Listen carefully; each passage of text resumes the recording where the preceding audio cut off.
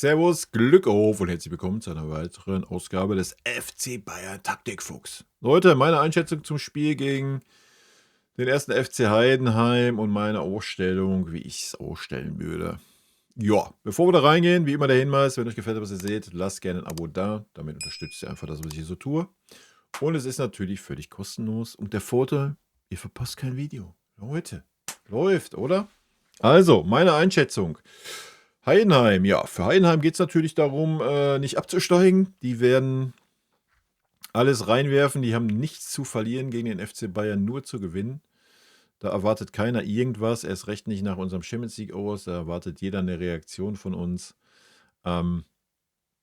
Die werden 110% in die Zweikämpfe gehen. Das hat uns schon gegen Inter gefehlt, das Zweikampfverhalten. Ich bin sehr gespannt.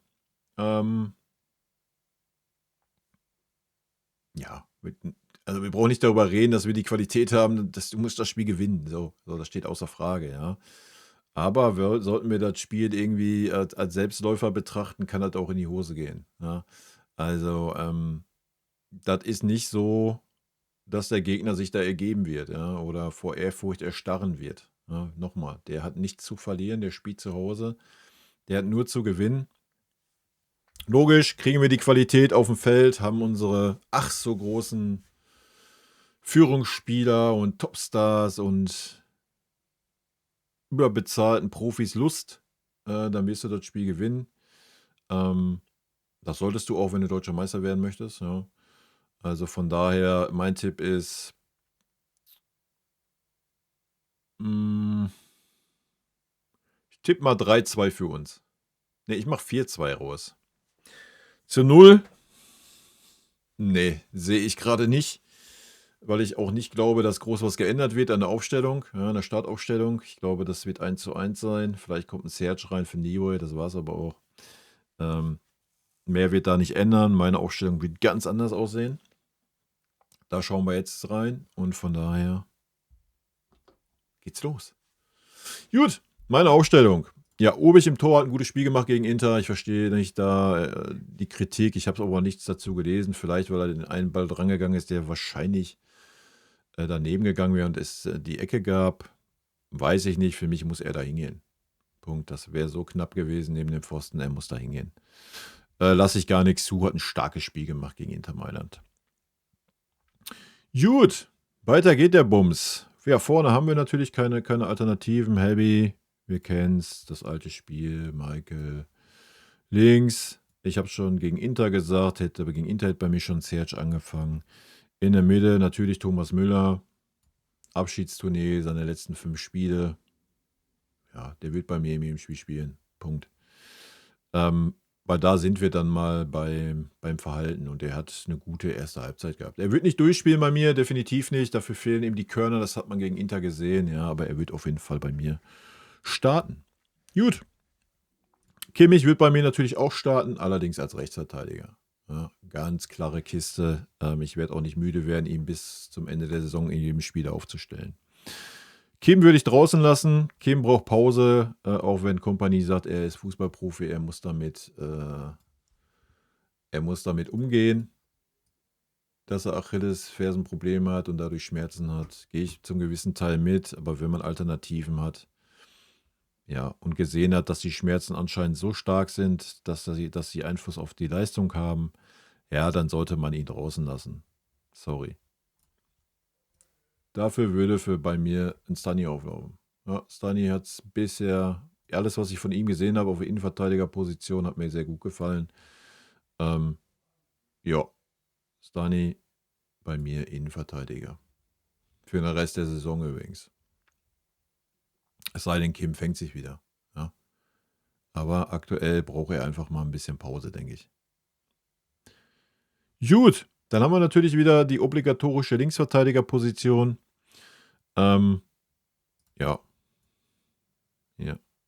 Der einzige Gelernte. Er ist immerhin gelernter Linksverteidiger. Ja, die Form spricht, was die Defensivabteilung angeht, gegen ihn. Aber da muss dann der zentrale Sechser muss da ein bisschen mit aushelfen. Ja, und da sind wir schon beim nächsten. Hier, der Mann wird da hinkommen. Der Mann wäre für mich gesetzt, die letzten Spiele jetzt in der Bundesliga, einfach um zu sehen, ja, liegt es daran, was heute kommuniziert wurde auf der PK, bla, Sülz, Verletzung und bla, bla, bla.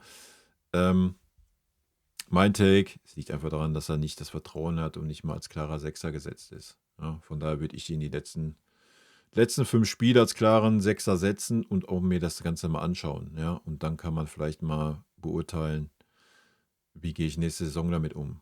Ja. Wenn nicht jetzt, wann dann? Ja, also von daher für mich Palhinha auf der 6.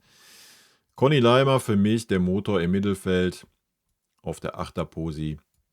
Alternative natürlich Leon Goretzka für beide Positionen in der Zentrale. Leon Goretzka ist auch immer stark, wenn Kimmich nicht neben ihnen in der Zentrale spielt. Leon Goretzka kann aber auch noch einen Innenverteidiger geben, von daher würde ich ihn erstmal draußen lassen. Hat mich jetzt auch nicht so wahnsinnig überzeugt gegen Inter. Es war ordentlich teilweise, aber ja, wäre bei mir auf jeden Fall erstmal draußen. Ja.